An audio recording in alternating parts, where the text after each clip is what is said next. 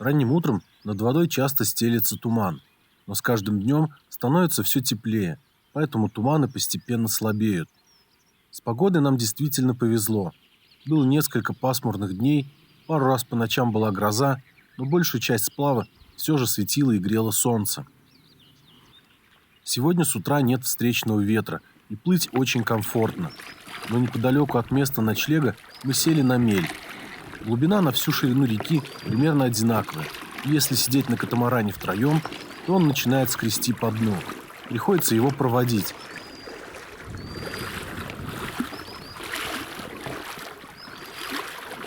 Однако мель быстро закончилась, и мы поплыли дальше. Иногда казалось, что мы не плывем, а буквально парим. Такой прозрачной была вода под нами. Совсем скоро показались крыши домов. Это начинается деревня Красный Луг, неподалеку от которой мы и заночевали. Здесь мы сделали остановку, чтобы сходить в магазин за мороженым, поскольку становилось довольно жарко. Ах, старинный трактор. Трактор. Я такие только в картинке видел. Пожалуйста, где-то в Глухомане, где-то в России. Класс. Возле деревни в русле Сылвы есть остров, поэтому река здесь довольно мелкая. Это мелководье оказалось на руку куликам-сорокам, которые, судя по всему, поселились рядом и целыми семействами добывают себе пищу. Своим длинным ярким клювом они исследуют илистое дно в поисках корма, коим становятся различные беспозвоночные, такие как рачки, насекомые, некоторые черви и иногда даже мелкие двустворчатые моллюски.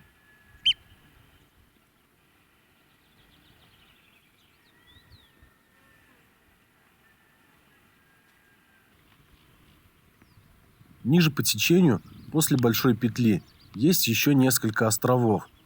Подплывая к одному из них, нам на некоторое время показалось, что река уперлась в тупик. Подойдя поближе, конечно, стало понятно, что к чему, но при первом взгляде было ничего не понятно.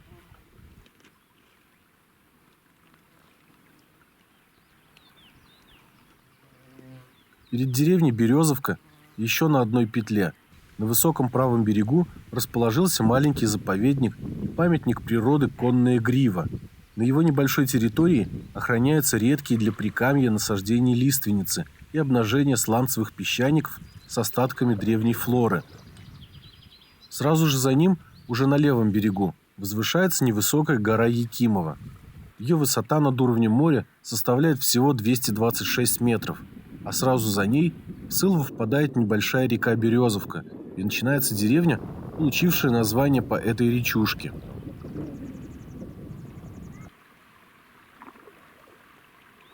Две части деревни, расположенные по разным берегам, соединяет подвесной мост, под которым мы остановились на очередной отдых, а я поднялся на него, чтобы немного оглядеться.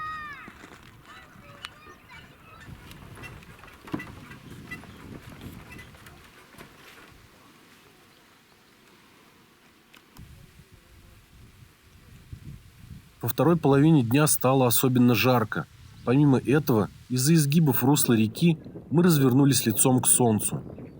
Сейчас, наверное, это не так заметно, но ближе к вечеру такое положение небесного светила сильно осложняет передвижение. Мало того, что оно светит сверху, так еще и начинает светить снизу, отражаясь от водной глади. В такие моменты чувствуешь себя цыпленком-гриль, поджаривающимся со всех сторон. И да, если от солнца сверху защищает козырек кепки, то от солнца, светящего снизу, защитит разве что заматывание лица каким-нибудь платком. Но на наше счастье река продолжает петлять, и солнце меняет положение относительно нас. Часто благодаря прозрачности воды и удачному освещению мы могли разглядеть в толще воды большие косяки мечущихся рыб.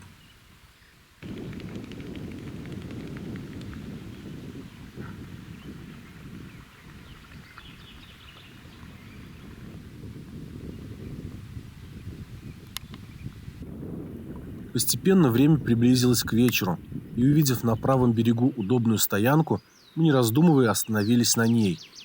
Палатки с катамараном удобно разместились под деревом. С одной стороны от них находилась река, а с другой раскинулся красивый луг, на котором мы наблюдали один из самых красивых закатов в нашем путешествии. Было тут и немного дров, чем мы воспользовались и посидели в этот вечер у костра, о чем-то разговаривая, наслаждались теплыми и яркими моментами лета, наблюдая, как алый солнечный диск катится по верхушкам деревьев, постепенно скрываясь за линией горизонта.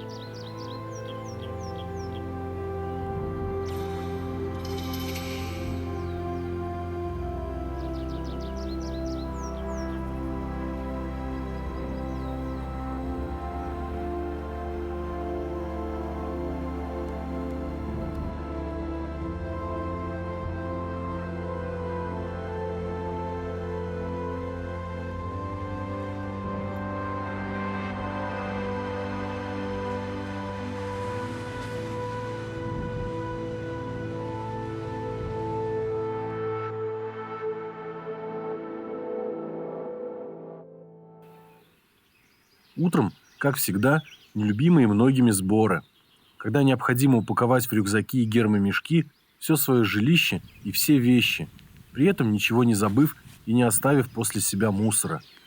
Но со временем и эта процедура становится чем-то обычным, главное, чтобы не было дождя.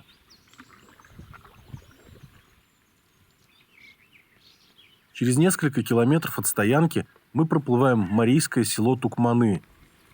В этих окрестностях есть еще несколько марийских сел, а в некоторых из них даже сохранился в быту родной язык. Рядом с селом Тукманы есть еще один памятник природы – Тукмановская лиственничная роща. Она является самой южной лиственничной рощей в Придуралье, но ни на одной карте ее найти не удалось, поэтому и посмотреть, к сожалению, тоже. Зато мы увидели высокий обрывистый берег, и у Игоря сразу загорелись глаза, ведь там можно найти еще какие-нибудь древние растения. Поэтому мы сделали здесь остановку и отправились на их поиски. Кстати, в таких местах часто можно было встретить следы работы других палеонтологов. Но чего-то принципиально нового найти, если невозможно, то очень сложно. Нам вот опять попались различные стебли древних древовидных овощей и каламитов. Они составляли внушительную часть многих экосистем во времена каменно-угольного периода. Помимо них встречались листья растения псигмофилиум. Естественно, пару наиболее удачных экземпляров Игорь взял к себе в музей.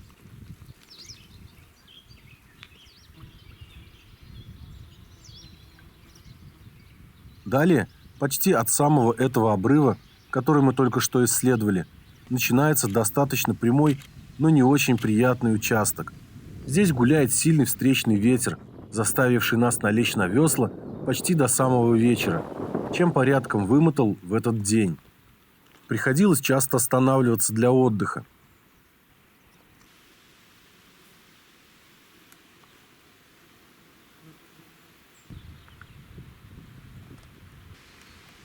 В конце этого участка по обоим берегам расположились 3 деревушки – Чистяково и Агафонково на левом берегу и Тебеняки на правом. Возле них русло Сылвы сильно расширяется. В нем находится множество островов и, соответственно, отмелей, что только осложнило наш сегодняшний путь.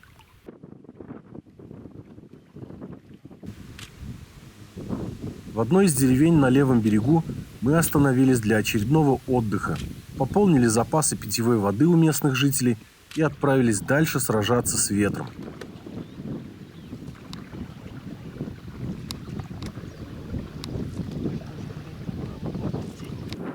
Один из глинистых берегов рядом с нами оказался густо заселен ласточками, порхавшими туда-сюда из своих норок жилищ.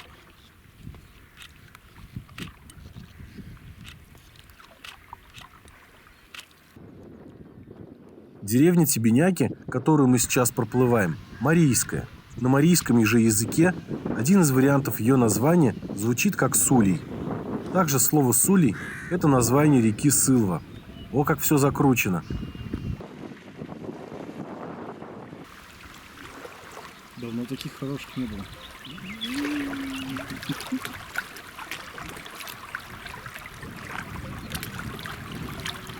Сразу за деревней прямой участок заканчивается и остается рукой подать до места, которое было одним из ключевых в нашем путешествии – геологический памятник природы разрез Чикарда. Вот и он, собственной персоной. Напротив него мы будем ночевать, а пока полно времени и высоко светит солнце, мы охлаждаемся в прохладной воде реки. Уже после купания мы разбили лагерь и принялись за обед.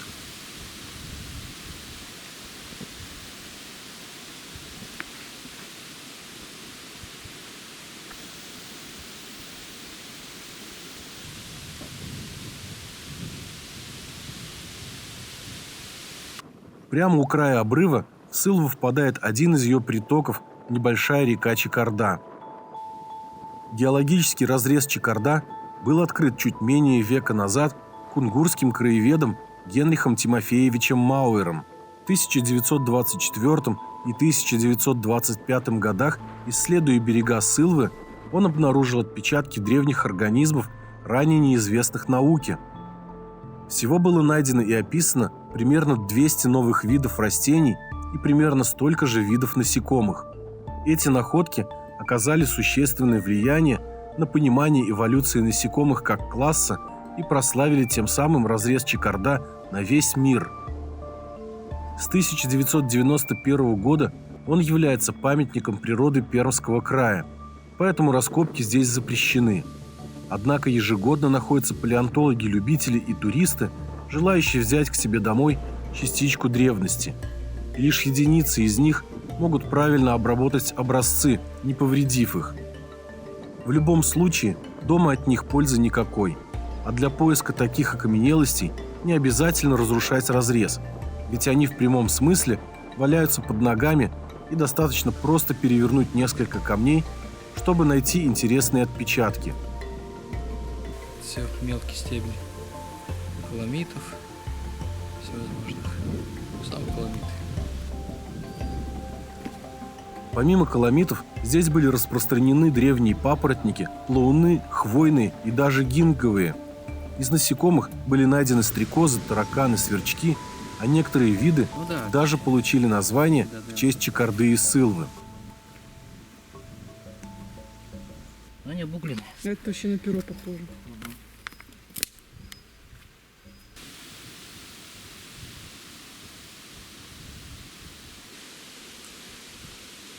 На сегодняшний день наша экскурсия по Чикарде закончилась, но завтра мы еще раз заглянем сюда и, быть может, найдем что-то еще интересное из древнего мира.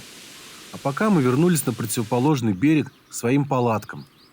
На Сылву начал спускаться вечер, окутывая округу тишиной безветрия.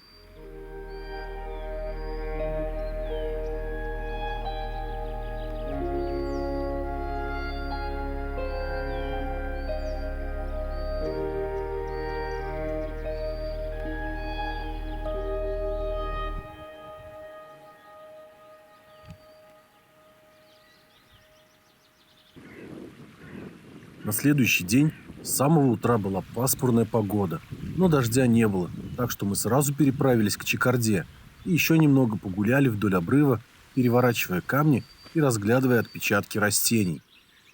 Сам разрез имеет протяженность в несколько сотен метров, так что тут есть где погулять и что посмотреть. К сожалению, а может и к счастью, встречаются здесь только древние растения. Возможно, ученые в составе научных экспедиций и совершают находки каких-то насекомых, но на это необходимо специальное разрешение и оборудование, а без определенной обработки найденного материала грош ему цена. Так что если у кого-то появится непреодолимое желание увидеть древних жителей этих мест, сделать это можно в Музее пермских древностей в Перми. Нами же найдено достаточно много окаменелостей за эти 2 дня. Среди груды камней даже попались превратившиеся в камень следы водной ряби.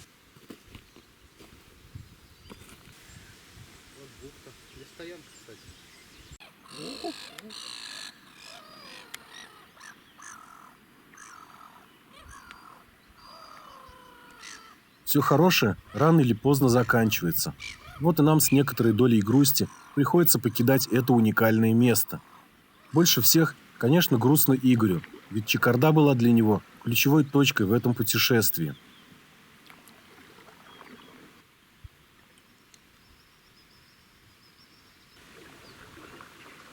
Сразу за разрезом, ниже по течению, находится небольшая деревня Юлаево, после которой река делает несколько поворотов. На одном из них мы увидели обрыв, похожий на Чикарду, а перед ним множество рогатин для опоры удочек. Видимо, клевое место, подумали мы, и решили остановиться на обед и попробовать порыбачить.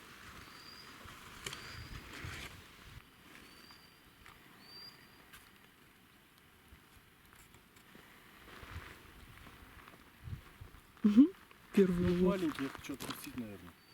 А чё ты... Почему ты хочешь его отпустить? Не знаю. Да чего?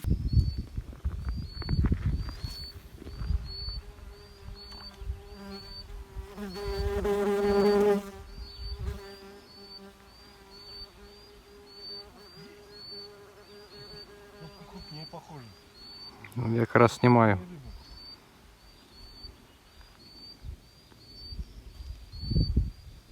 Хотя может и нет.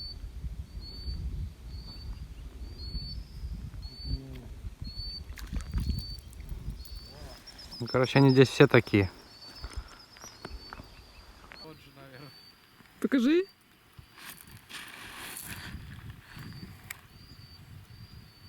Мелочь котам. Крупнее.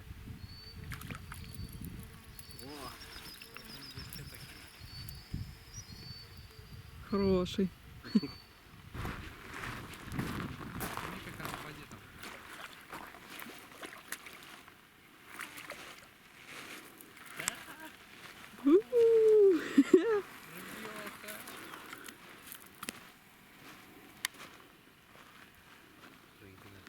Полосатая.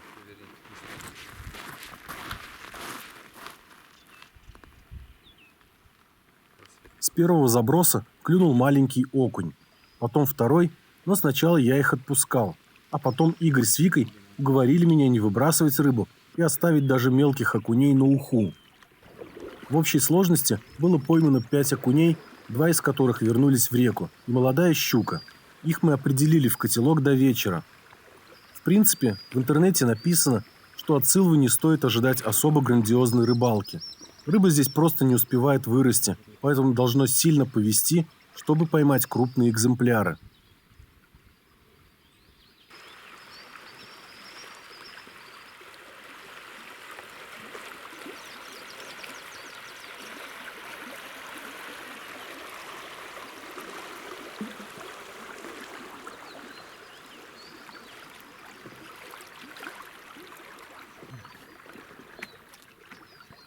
Поскольку сегодня мы встали на воду не с самого утра, а ближе к обеду, было решено пройти сколько пройдем.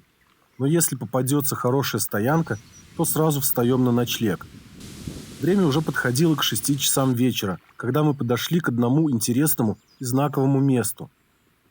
Сейчас мы проплываем одну из множества петель на Сылве. Это находится примерно в 2 километрах от села Тис, не доплывая до него. И замечательна она тем, что здесь находится самая южная точка реки. Если до этого она текла в юго-западном направлении, то отсюда она начинает течь в северо-западном. В этом месте, на высоком левом берегу, видно несколько свежих осыпей и поваленных ветром деревьев. Возможно, здесь встречаются ветры, дующие над рекой с обоих ее направлений, и врезаются в этот берег с такими последствиями. Вскоре вдалеке показался подвесной мост, перекинутый через реку, а за поворотом и купающиеся дети. Это мы подплывали к селу Тис. К этому времени пасмурная погода сменилась ярким солнцем, и на небе клубились приятные взору облака.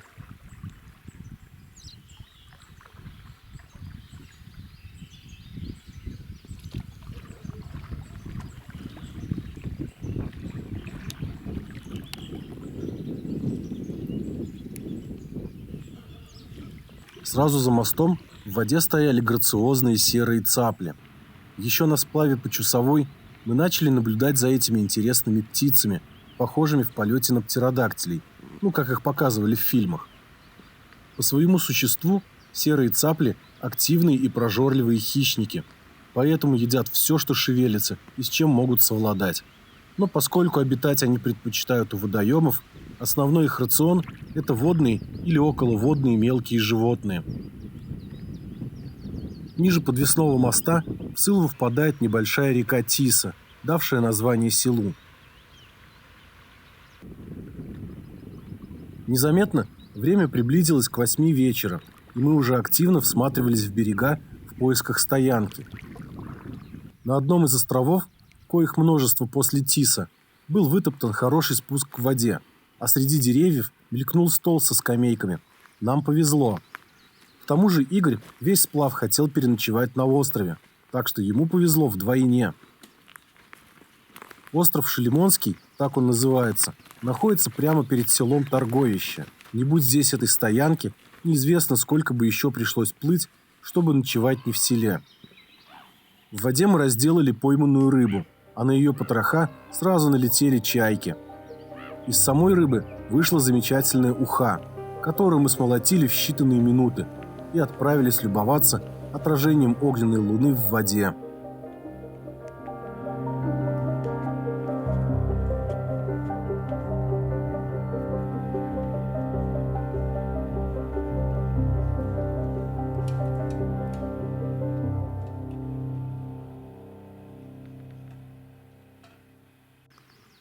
Утром, часов около 9 с небольшим, мы отчаливаем от острова, приютившего нас в эту ночь. Погода замечательная, плыви не хочу. Это мы пока еще не знаем, что сегодня будет самый тяжелый день на этом сплаве. Как я говорил, после острова Шелемонского начинается село Торговище. Оно подходит к реке не полностью, поэтому вблизи мы увидели лишь пару домиков, а остальная часть села расположена немного в стороне, так что толком с воды его и не разглядеть. Сразу после него начинается большая петля. В самом узком месте перешеек едва превышает 400 метров, а по воде выходит целых 5 километров.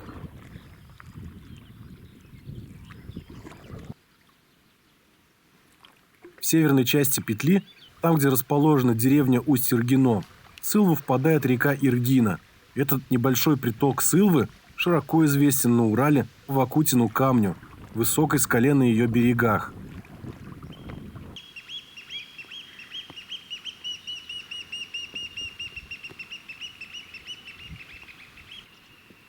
Возле деревни в реке совершенно неожиданно для нас повстречались белоснежные лебеди. Они мирно плавали у берега, но при попытке приблизиться поспешили улететь.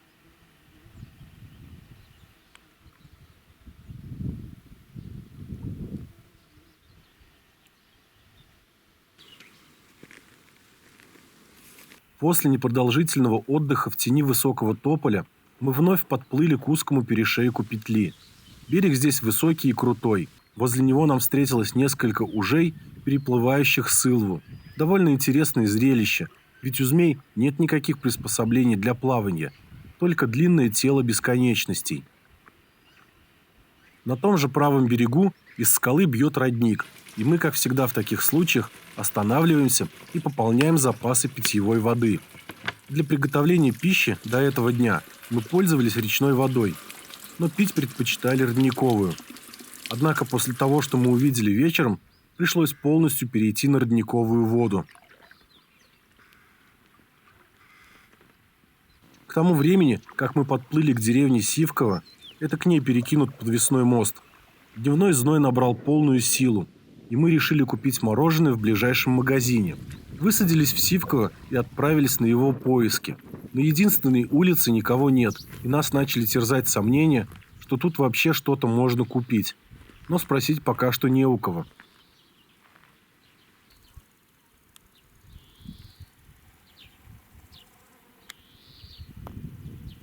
В конце концов, мы прошли почти всю деревню и встретили одного единственного человека, который и сказал нам, что магазина тут нет, и мы ни с чем отправились обратно к катамарану.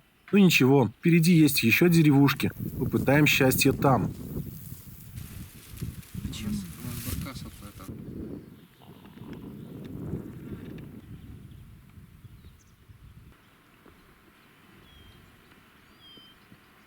Вскоре показалась деревня Сажино.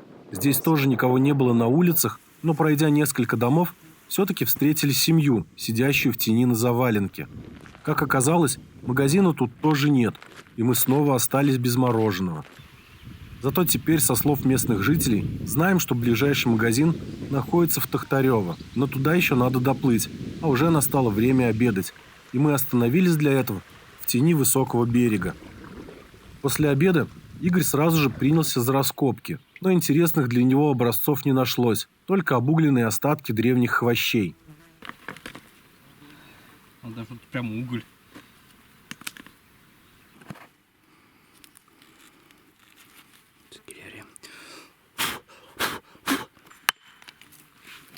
Под руку подвернулся хорошо сохранившийся отпечаток стебля такого хвоща, и мы решили для наглядности сравнить размеры с современным его родственником.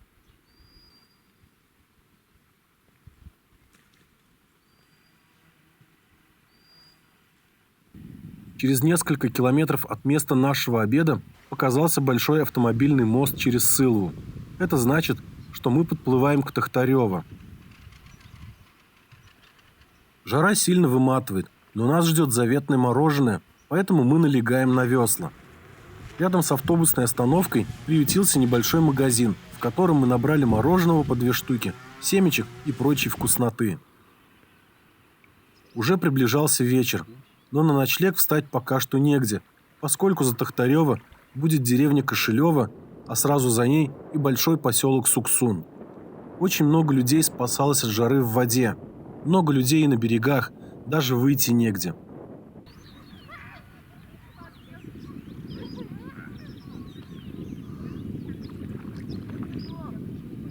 А вот и причина нашего отказа от сылвинской воды. Какая-то аномалия на Сылве.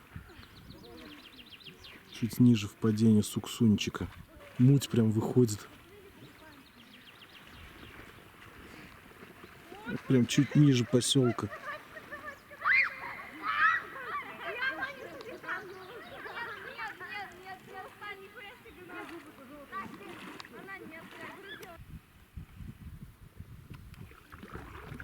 Опять очередной вечер, мы в поисках стоянки.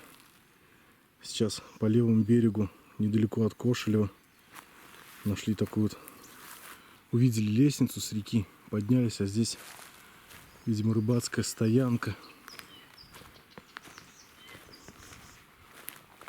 Одежда вон висит, кухня оборудована, умывальник, посуды полным-полно, вода. Тут, видимо, ночуют. Печка и лежанка с дровами, со столиком. Мы вряд ли здесь будем останавливаться, потому что еще кто-нибудь нагрянет среди ночи. Да, денек затянулся, но на часах уже 7 вечера, а стоянок нет и не предвидится. Да еще и кругом так много людей. Вот уже мы подошли к деревне Сосыково. Здесь находится небольшой, но довольно популярный водопад Плакун. Хотели оставить его посещение на завтра, но уже подошли, так что все равно посмотрим. Тем более он так красиво переливается в лучах заходящего солнца. Чуть выше водопада, под могучими корнями вековой сосны, находится источник, из которого течет вода. В этой воде в большом количестве растворен углекислый газ, который, выделяясь, вступает в реакцию с минералами, растворенными в воде. В результате реакции в осадок выпадают карбонаты кальция, которые формируют интересные наросты и укрепляют тем самым скалу, по которой стекают струи водопада. Но, несмотря на это, в январе 2022 года часть скалы, как раз по которой стекала основная струя, обвалилась, и вода теперь течет просто по каменному обрыву. Соответственно, и водопад стал выглядеть не так грандиозно, как раньше. Однако время неумолимо бежало вперед. И, несмотря на большое количество отдыхающих людей, нам пришлось вставать на ночлег неподалеку от Сосыкова, у подножья невысокой горы Точильной. Ближе к вечеру небо затянули тучи, и началась гроза. Кое-как нашли стоянку на окраине села Сосыково. Искупались. перекусили по-быстренькому, поставили лагерь, и сейчас началась гроза сильнейшая. Поливает сильно, и гром гремит с молниями.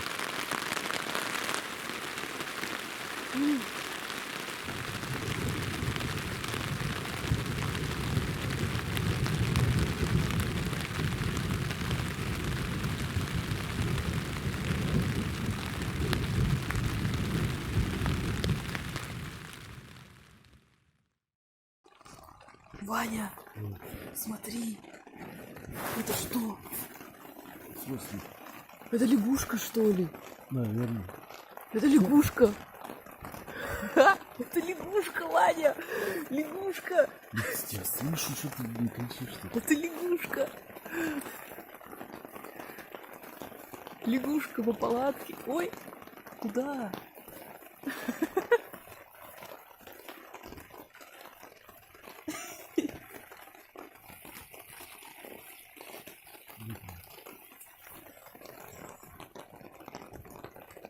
О, молния. Лягушка. Лягушка. Похоже, да.